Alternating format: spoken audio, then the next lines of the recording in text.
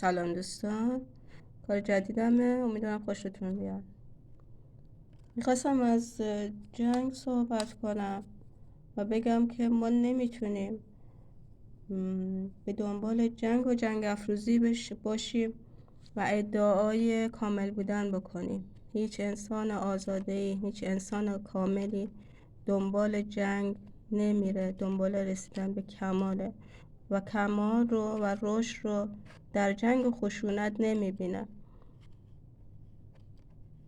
شما چطور میتونید بگید یا ما چطور میتونیم بگیم انسان‌های سالمی هستیم وقتی که به دنبال جنگ میریم، به دنبال کشتن انسان‌ها میریم و برای